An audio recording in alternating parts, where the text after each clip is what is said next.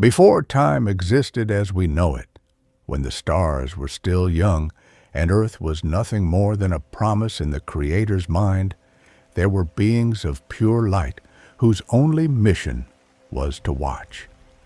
They were called the Watchers, Grigori in the angelic tongue, creatures of infinite wisdom who dwelt in the highest celestial spheres. Their very name described their purpose: to watch, to observe, to protect from the heights the creation that unfolded beneath their eternal eyes. They were 200 in total, each endowed with knowledge that encompassed the secrets of the cosmos, the mysteries of creation, and the powers that governed both heaven and earth.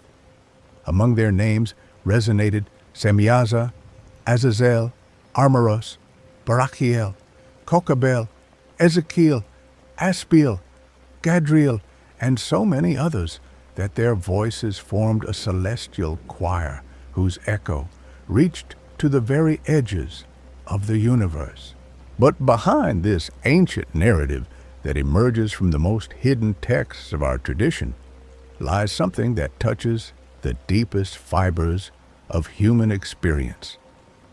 Perhaps you know that sensation of carrying questions that seem to have no answers, that nocturnal restlessness that keeps you awake while the world sleeps. It's possible you've come here seeking something more than just a story, perhaps looking for refuge for your restless mind, a balm for those nights when sleep seems elusive and thoughts crowd together without mercy. This story of the Watchers, these angels who betrayed their divine nature, is not merely an ancient tale. It is a mirror where the deepest struggles of the human soul are reflected, and perhaps in its pages you will find the peace you have been seeking. In the beginning of time, when God established the laws that would govern His creation, He assigned the Watchers a sacred mission.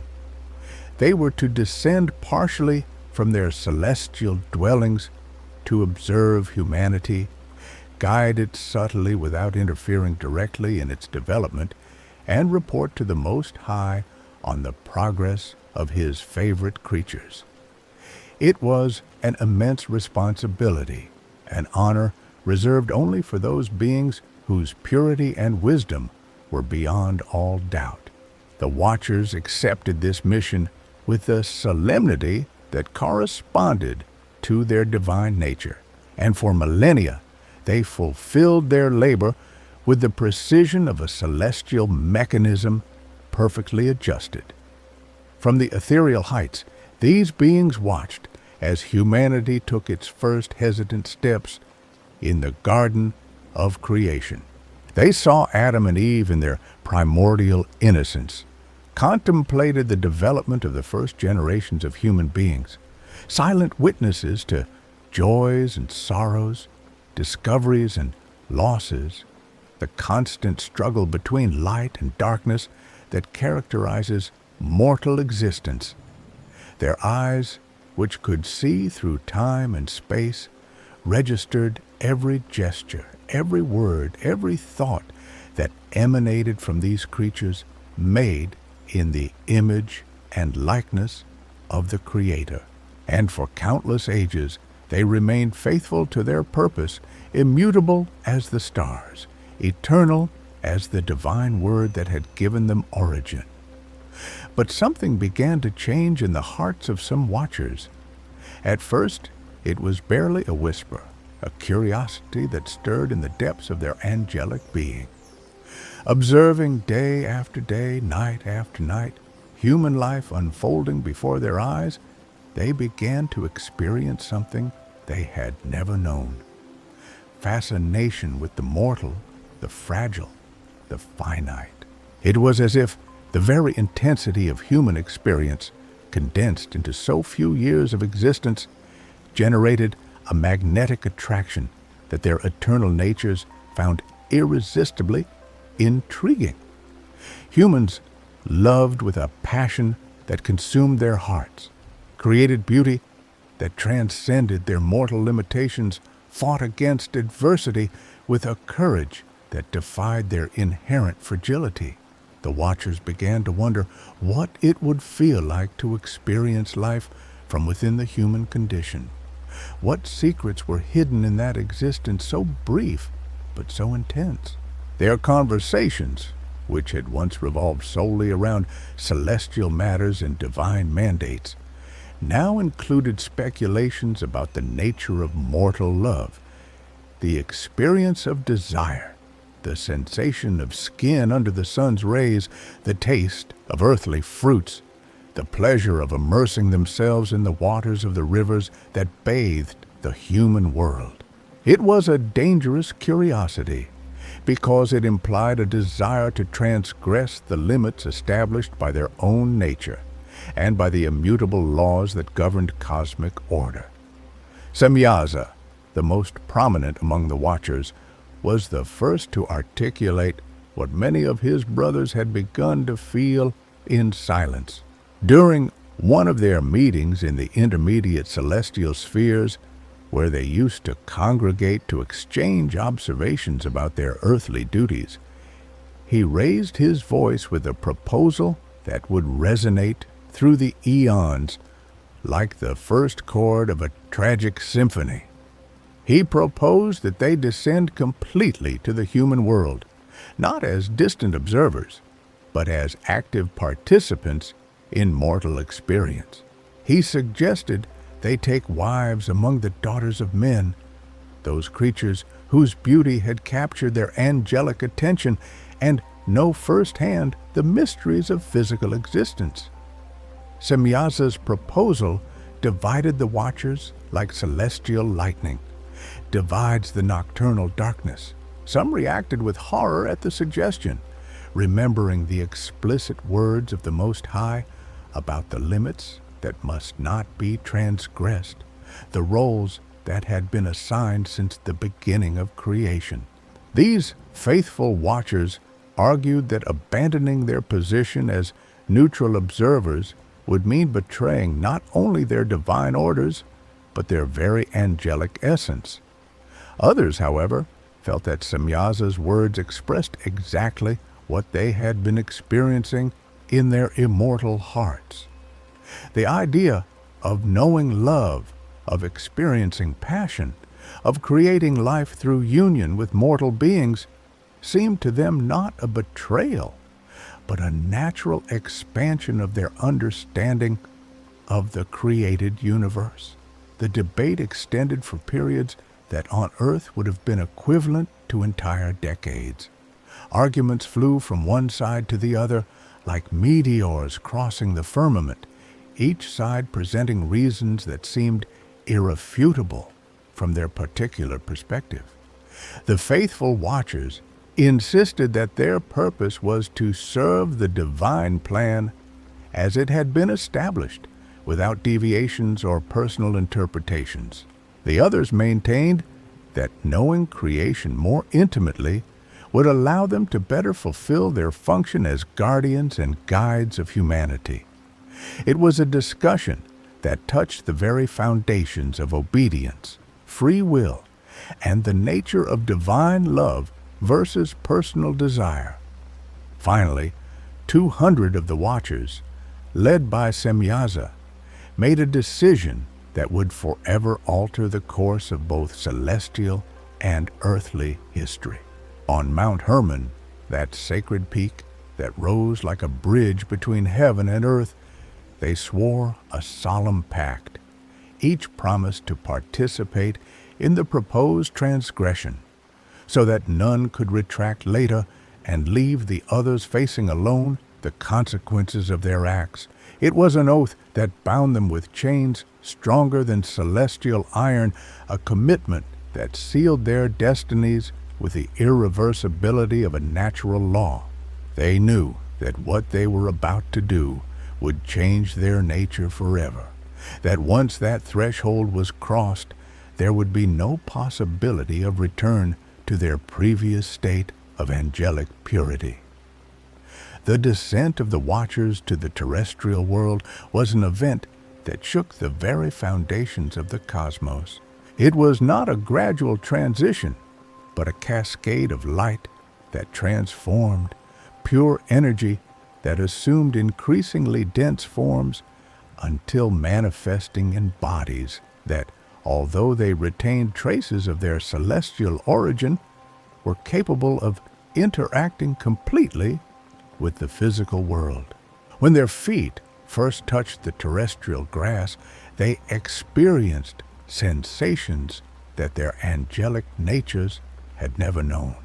The weight of matter, the resistance of the ground, the aroma of flowers carried by the breeze, the warmth of the sun on their newly acquired skin.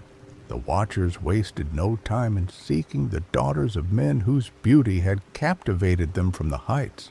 These women, descendants of Seth and other pure lines of early humanity, possessed a grace that combined Edenic innocence with an emerging wisdom that made them irresistibly attractive to beings accustomed to the static perfection of the celestial kingdom. When the watchers presented themselves before them, their supernatural beauty, their knowledge of cosmic mysteries, and their mastery over forces that humans were just beginning to understand, conquered them without resistance. It was as if stars had descended from the firmament to walk among mortals, offering a love that transcended everything human experience had known until then. The unions that followed were both beautiful and terrible. The watchers experienced for the first time the ecstasy of physical love, the intimacy of sharing thoughts and emotions with beings whose lives were limited by mortality. They discovered the pleasure of awakening each morning next to a companion who aged visibly day by day, the tenderness of contemplating how their beloved ones faced the challenges of human existence with a courage that only those conscious of their finitude can possess. It was an experience that transformed their understanding of love itself, revealing to them dimensions of emotion that angelic eternity had kept hidden. But these celestial unions produced consequences that no one had completely foreseen. The daughters of men, made fertile by angelic seed, gave birth to creatures that were neither completely human nor completely divine. These beings, known as the Nephilim or giants, possessed a stature that surpassed that of any mortal, a strength that could fell centennial trees with their bare hands, and an intelligence that combined human cunning with fragments of celestial knowledge inherited from their supernatural fathers. But even more disturbing was their intrinsically conflictive nature. They had enough divinity to long for immortality, but enough humanity to be condemned to death. They possessed power to dominate, but lacked celestial wisdom to use it correctly. The Nephilim grew rapidly, becoming a race of extraordinary beings who soon dominated the earth with their imposing presence. Their appetite was insatiable not only for physical food, but for experiences, for power, for everything existence could offer. They consumed resources at a rate the earth could not sustain, hunted animals to extinction, and when natural resources were exhausted, they began to turn against each other and against normal humanity. Their hybrid nature made them inherently unstable, prone to outbursts of violence that devastated entire landscapes, capable of cruelties that horrified even their angelic fathers.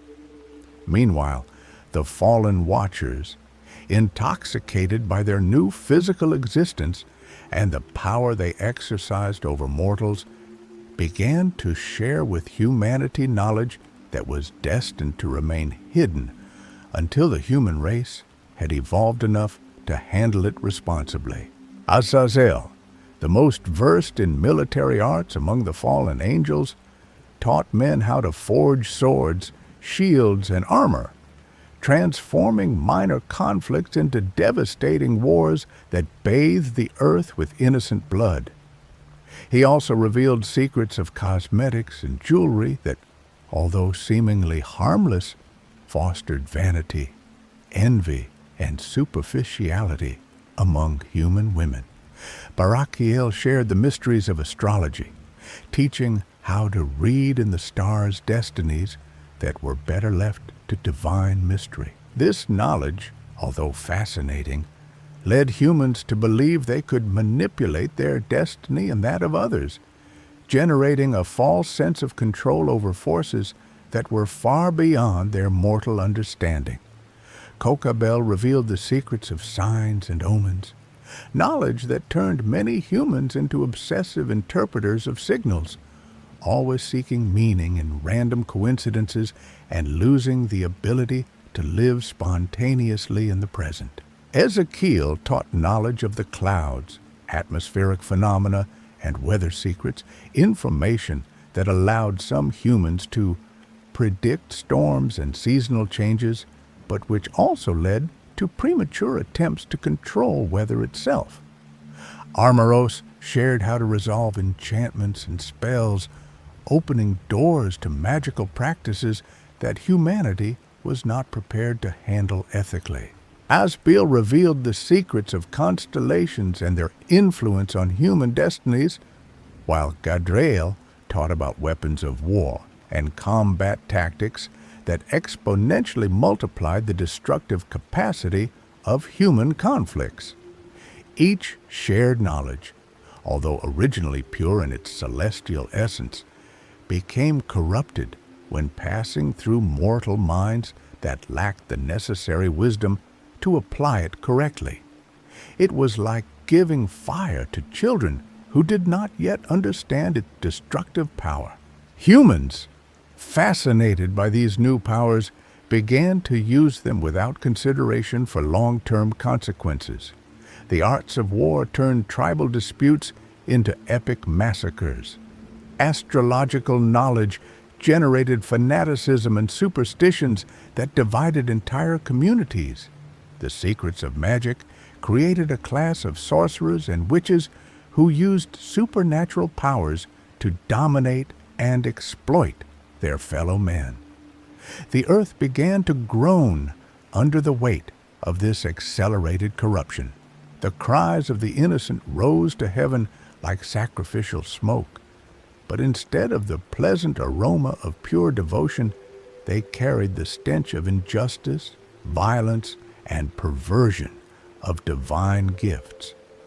Animals fled terrified from regions where the Nephilim and their descendants lived.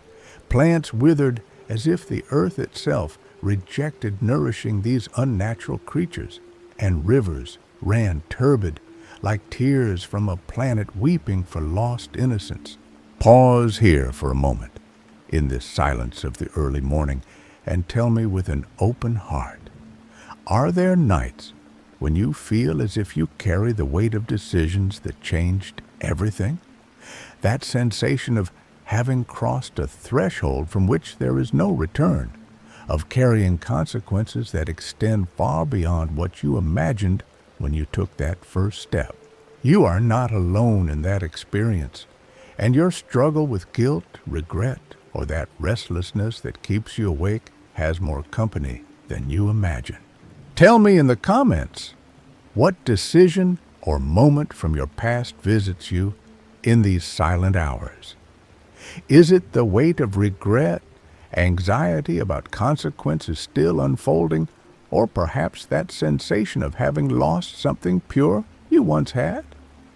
When you share these burdens, you not only release some of the pressure they exert on your soul, but you offer comfort to someone else who may be facing a similar struggle. There is a strange healing power in knowing that others have walked similar paths of shadow and have found ways to move forward. In heaven, the rebellion of the Watchers had not gone unnoticed. The archangels Michael, Gabriel, Raphael, and Uriel observed with growing alarm how corruption spread across the earth like a spiritual infection that threatened to contaminate all creation. The prayers of the righteous, who still remained faithful to the Creator, rose like pillars of light amid the growing darkness, imploring divine intervention before it was too late to save something of humanity's original purity.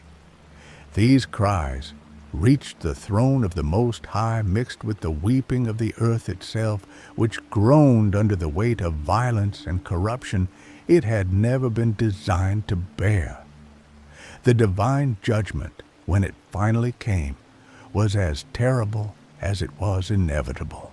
But before the final sentence fell upon the transgressors, the archangels received specific orders on how to handle both the fallen watchers and their monstrous offspring. Gabriel received the mission of warning the righteous about the approaching flood, ensuring that those who had remained faithful would have the opportunity to preserve life and purity amid the universal destruction that was coming. It was a task that required divine precision, identifying among millions of corrupted souls those that still retained enough inner light to deserve salvation. Michael, the supreme warrior among the archangels, received the responsibility of directly confronting Semyaza and all the watchers who had participated in the rebellion. His mission was not only to punish them, but to ensure they could never again exercise corrupting influence over creation. Michael's power, forged in cosmic battles that had maintained universal order since the beginning of time, unfolded like a storm of pure justice that shook the very foundations of the spiritual world. It was not vengeance that motivated his actions, but the imperative need to restore the balance that had been violently disturbed. Raphael, the celestial healer, received the most complex task of all, purifying the earth of the corruptions introduced by the forbidden knowledge the Watchers had shared. This required not only eliminating the physical manifestations of that corruption, but healing the spiritual wounds that had opened in the very fabric of reality. His work included purifying places where violence had saturated the earth with innocent blood, restoring the natural balance that had been disturbed by inadequate supernatural interventions, and preparing the world for a new beginning after the purifying flood. Uriel, the archangel of divine fire and implacable justice, received perhaps the most painful responsibility, overseeing the destruction of the Nephilim, these hybrid creatures who, despite their corrupted origin, were in a sense innocent of the sins that had led to their existence. The Nephilim, being part human, had souls that experienced suffering, fear, and confusion before their inevitable destiny. Uriel had to witness how these beings, who had known both power and pain, faced their end with a mixture of defiance and desperation that moved even his angelic heart. The execution of these divine judgments began with a series of cataclysms that permanently altered both the physical and spiritual geography of the earth. Semyaza and the main leaders of the Watchers were captured by Michael and chained in places of darkness, where they would remain until the day of final judgment.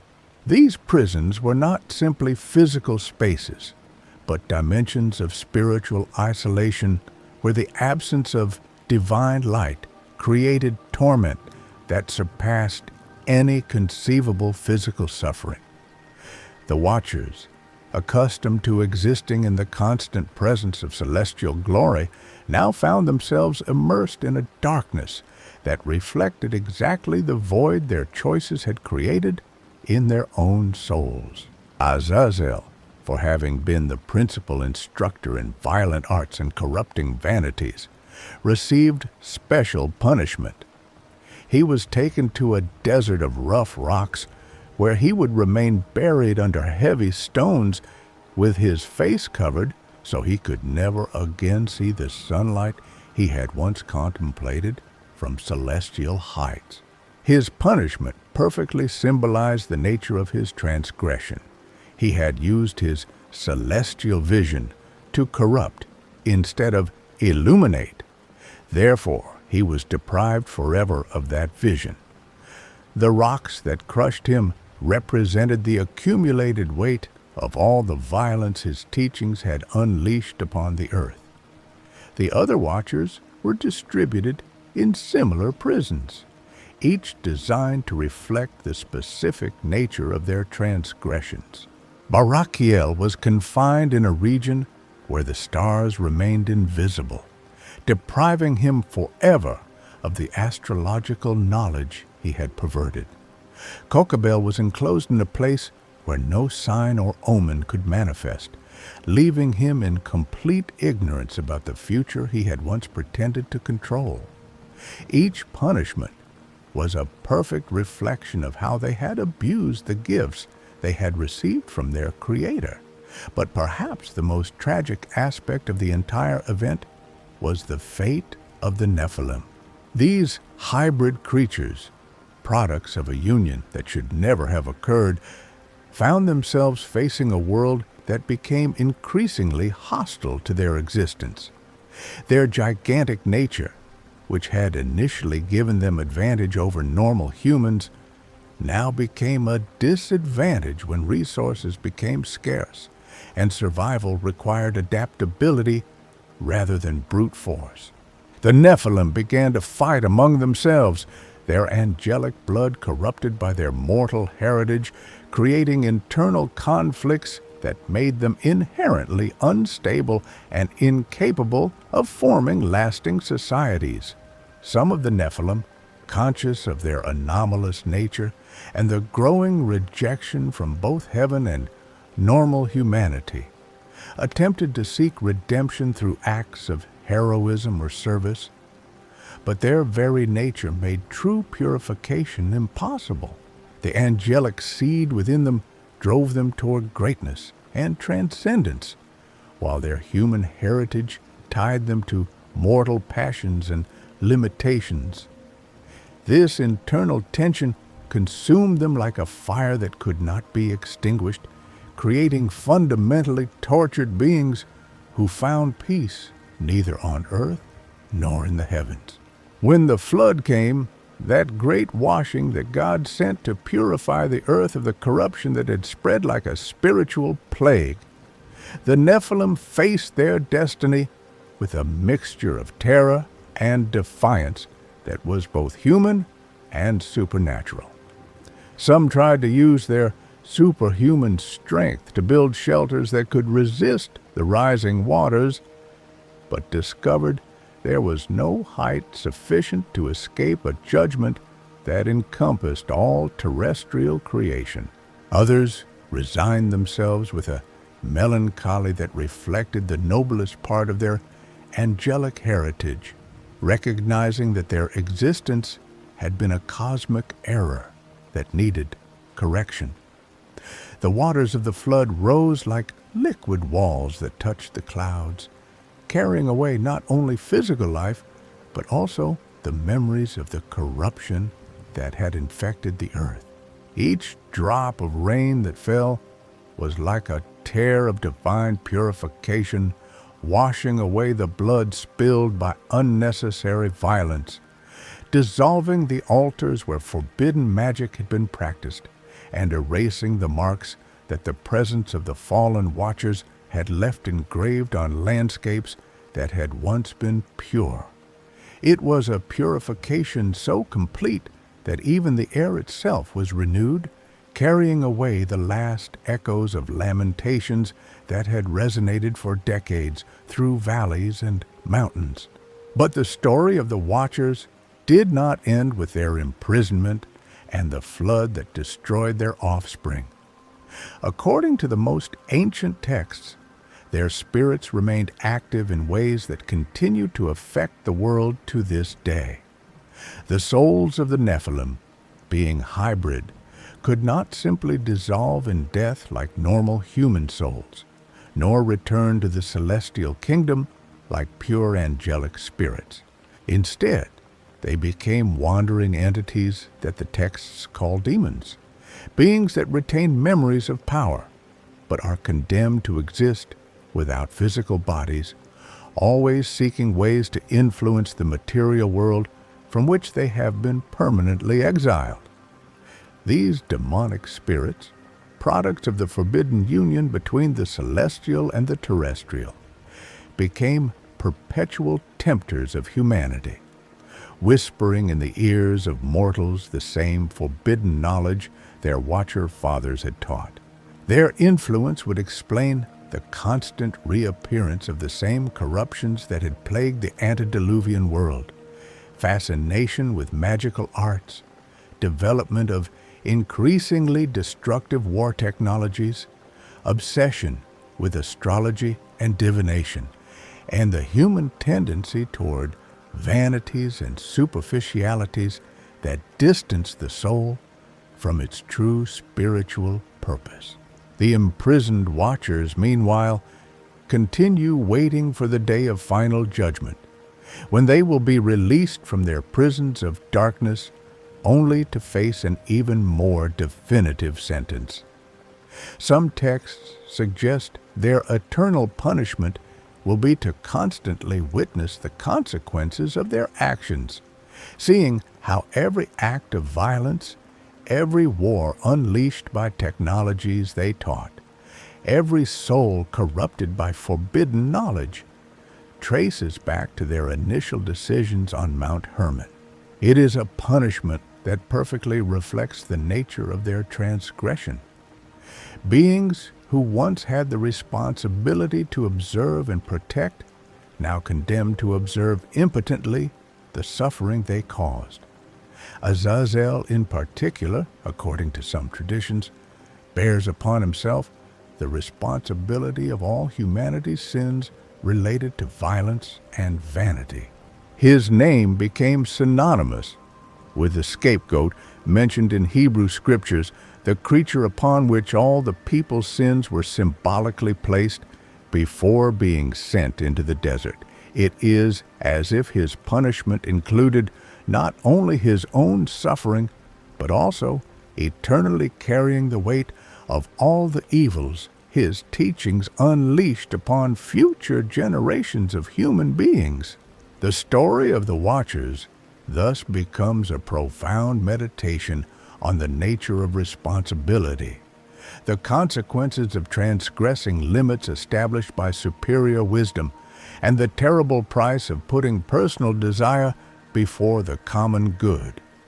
These angels, who possessed knowledge and power beyond human understanding, were defeated not by external forces, but by their own internal choices.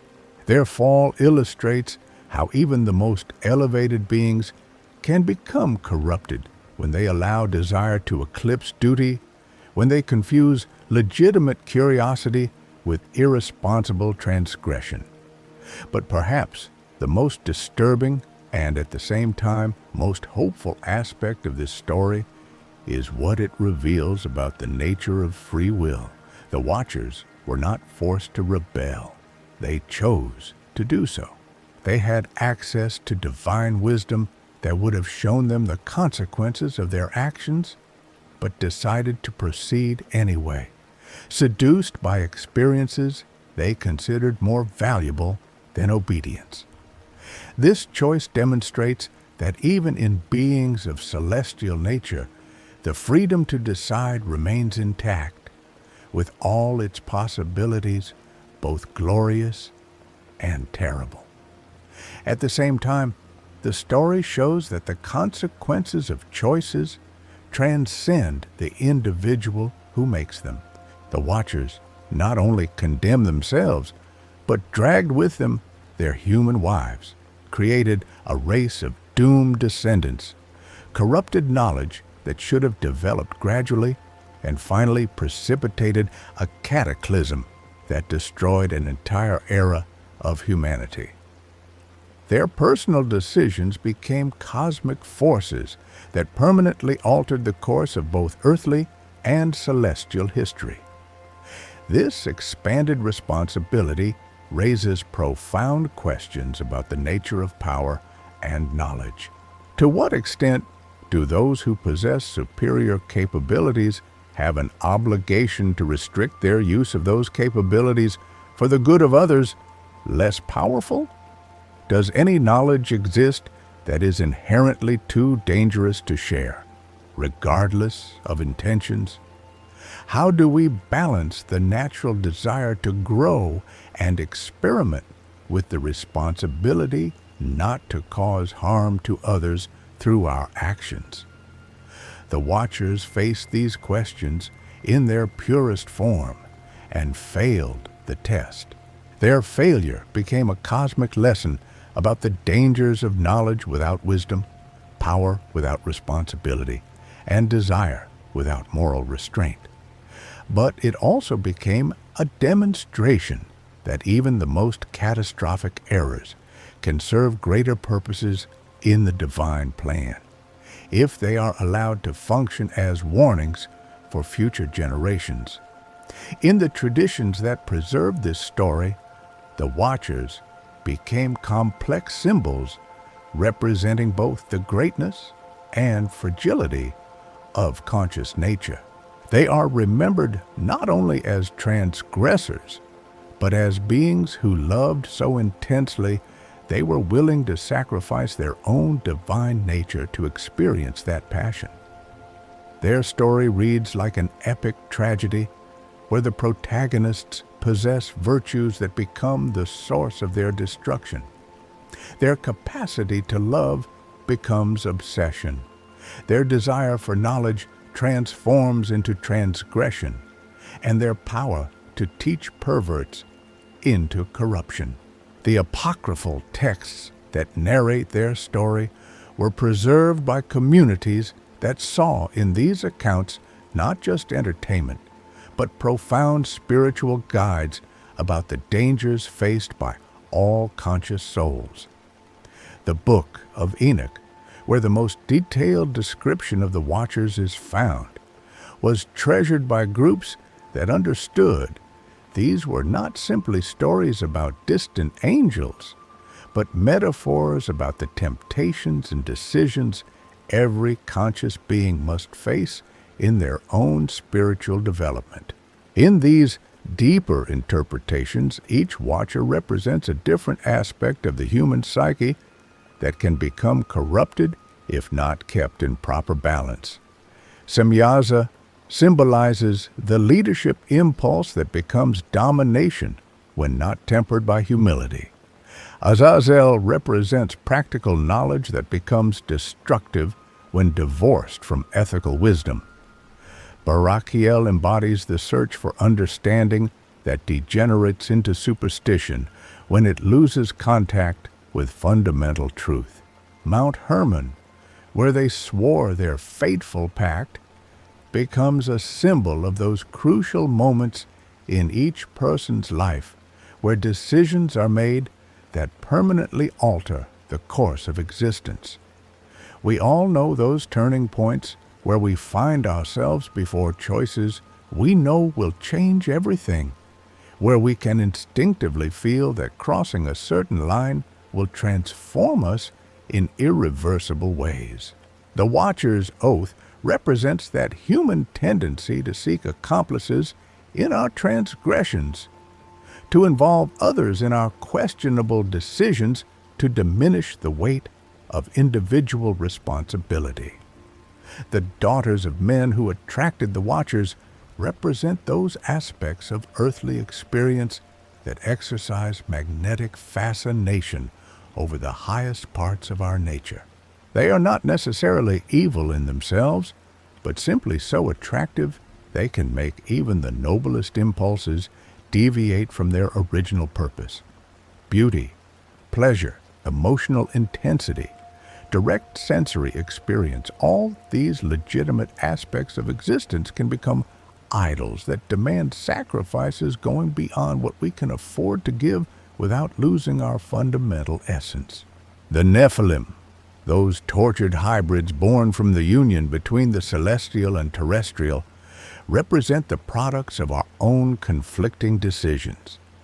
When we try to simultaneously serve completely opposite ideals, when we attempt to satisfy both our highest aspirations and our most basic desires, without recognizing the inherent tensions between them, we create within ourselves that same instability that characterized the antediluvian giants. We are too noble to be completely satisfied with superficial pleasures, but too human to achieve the angelic purity we long for. The forbidden knowledge the Watchers shared with humanity symbolizes those truths and capacities that can be devastating when obtained prematurely or without adequate spiritual preparation. Not all knowledge is appropriate for every moment of development. Some truths, some powers, some understandings require specific spiritual maturity to be handled constructively. The Watchers, in their desire to impress and please their human beloved, shared wisdom without considering whether humanity was ready to receive it responsibly. This resonates deeply with modern dilemmas about technology, information, and power. We live in an era where knowledge is more available than ever, where capabilities that once required decades of spiritual preparation can now be obtained with a few clicks on the internet. The story of the Watchers becomes a warning about the dangers of democratizing knowledge without simultaneously democratizing the wisdom to apply it ethically. The flood that followed represents those moments of radical purification that are sometimes necessary when corruption has become so systemic that only a new beginning can restore balance. In our personal lives, we experience minor versions of these floods, crises that destroy forms of life that had become unsustainable, losses that force us to rebuild from scratch, illnesses or accidents that compel us to completely reevaluate our priorities and values. The imprisonment of the Watchers in places of darkness symbolizes how certain types of transgressions create their own punishment. When we betray our highest principles, when we abuse gifts we had received to serve greater purposes, we automatically condemn ourselves to a form of spiritual prison where we remain conscious of what we have lost but unable to recover it. The darkness they face is not simply absence of physical light, but absence of that connection with transcendent purpose that once gave meaning to their existence.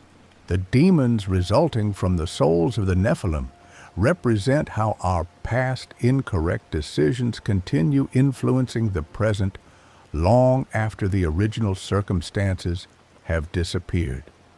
Those contradictory impulses, persistent temptations, self-destructive patterns that seem to have a life of their own can all be understood as spiritual descendants of choices we made when we were different people living in completely different circumstances. But the story of the Watchers is not only a warning about transgression and punishment. It also contains profound teachings about the nature of authentic love versus obsession disguised as love. The Watchers believed their descent was motivated by love for the daughters of men, but their love turned out to be fundamentally self-centered. They were more interested in the experience those women could provide them than in the long-term welfare of their beloved or humanity in general. Authentic love requires a type of sacrifice that strengthens both the lover and the beloved. The Watchers made sacrifices that corrupted themselves and ultimately destroyed both their beloved and the children they engendered together. Their story illustrates how we can deceive ourselves thinking we are acting out of love when we are actually being driven by desires that, although intense and sincere in their subjective experience, are fundamentally destructive in their objective effects. This distinction between authentic love and romantic obsession becomes especially relevant in our own experiences of attraction and relationship. How many times have we justified questionable decisions by telling ourselves we were acting for love? How often have we pursued relationships or experiences we intuitively knew would change us in ways we might later regret? The Watchers show us how even the noblest impulses can become corrupted when we lose contact with principles greater than our immediate desires. The final redemption of this tragic story comes through understanding that even the most devastating transgressions can serve greater educational purposes. The Watchers, through their fall, provided all creation with a clear demonstration of why certain limits exist and what happens when they are transgressed irresponsibly. Their suffering becomes a form of teaching that can help future generations avoid repeating the same mistakes. In the deepest mystical traditions, some texts suggest the Watchers will eventually find redemption, not through escape from the consequences of their actions, but through complete transformation of their understanding about the nature of love, responsibility, and service. This redemption would come not when they are freed from their punishment, but when they have learned to find meaning and purpose even within the limitations their own choices created. This perspective transforms the story of the Watchers from a simple morality tale about obedience and punishment into a more complex exploration of how suffering can become wisdom, how mistakes can transform into teachings, and how even the most devastating choices can eventually serve purposes that transcend the original intentions of those who made them. As the silent hours of night extend around you, and this ancient story resonates in the deepest chambers of your consciousness, perhaps you can find in it reflections of your own struggles with temptation, responsibility, and the consequences of decisions made in moments of passion or confusion. The Watchers were not monsters, but conscious beings who faced dilemmas similar to those we all experience. The conflict between desire and duty, the tension between personal growth and responsibility toward others, the difficulty of discerning between authentic love and destructive infatuation. Their story reminds us that wisdom does not come from completely avoiding mistakes, but from learning to recognize patterns that lead to destructive choices before it is too late to change course. It also teaches us that the consequences of our actions extend far beyond ourselves, that every choice we make sends waves through the fabric of reality that can affect future generations in ways we could never completely predict. But perhaps the deepest lesson of the Watchers is that even when we have made decisions that seem to have irreversibly distanced us from our highest purpose, there always remains the possibility that our suffering and our repentance can transform into forms of service that transcend our original errors. Redemption does not always mean escape from consequences, but sometimes means finding ways to make those consequences serve purposes greater than our original intentions. In the silence of this deep hour, when the world sleeps and only your consciousness remains awake, contemplating these ancient mysteries, you can feel how the story of the Watchers becomes a mirror where your own deepest questions about love, responsibility, repentance, and the possibility of redemption are reflected. Their voices, whispering from prisons of darkness created by their own choices, reach us as echoes of warning, but also as testimonies that even in the darkest depths of conscious existence, the possibility of meaning and purpose is never completely extinguished. If this story has resonated in the deepest fibers of your being, if it has touched questions you live but rarely verbalize, then you have found exactly what your soul was seeking in these waking hours. This channel exists as a refuge for spirits like yours, who understand that the oldest stories contain the most relevant truths for our most contemporary struggles. By subscribing, you join a community of nocturnal seekers who find in these ancient tales the balm they need to quiet their restless minds and finally find the rest they have been pursuing. Here, at the intersection between ancestral wisdom and modern experience, between mystery and understanding, your insomniac soul will find weekly new paths toward the peace it so desperately needs. Do not let another night pass carrying alone the weight of your deepest questions. Allow these millennial narratives to accompany you toward the restorative sleep your spirit yearns for, knowing you are not the only soul seeking answers in the quietude of the most silent hours.